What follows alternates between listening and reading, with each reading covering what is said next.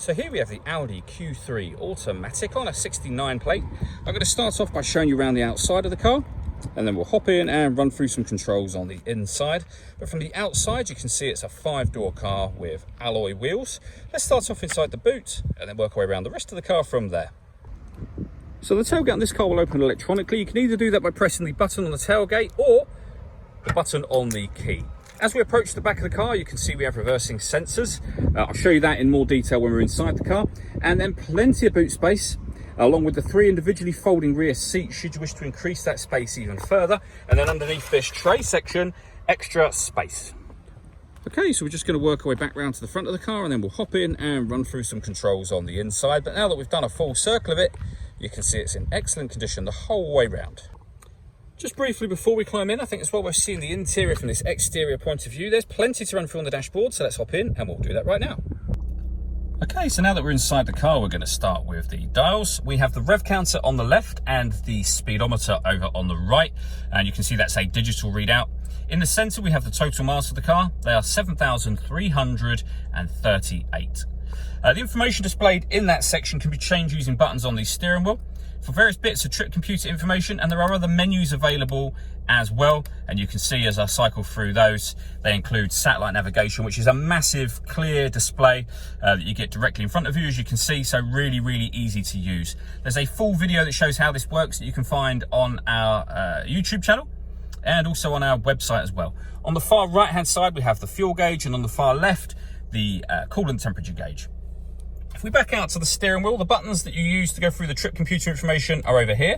And then over on the right-hand side, we have stereo and phone controls. The phone controls can only be used after such time as you pair the phone up, and that is done over on the touchscreen in the center here. Hit the telephone icon and follow instructions from there. When it comes to music, we have the radio, of course, and that comprises of DAB and FM radio. As you can see, you can change the source up here. So DAB, FM radio. If you want to listen to your own music, you can do. Just go back to the home screen, hit the media tab. Nothing is connected at the moment, but there are plenty of ways to listen to your own music, and you can see those being displayed on the screen now. You can also access your satellite navigation menu over here as well, so you can have it there or here or both should you wish to.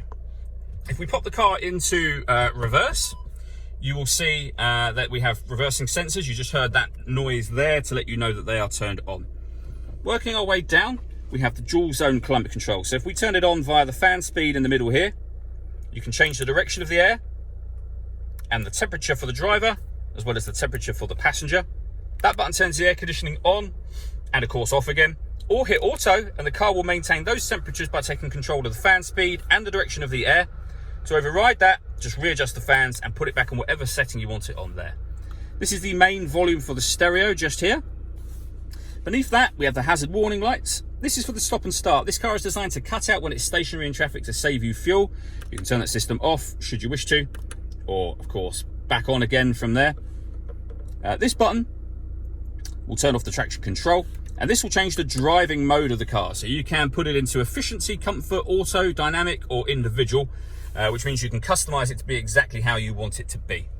We then have USB inputs, USB-C, USB there as well, and then storage underneath that, as well as a 6-speed manual gearbox, and then finally a 12-volt charging socket, electronic handbrake with auto hold function as well. All that leaves me to say is thank you for taking the time to watch this video. If you'd like to come and see the car in person and have a test drive, please feel free to call any of our MJA sites. We'd love to hear from you soon.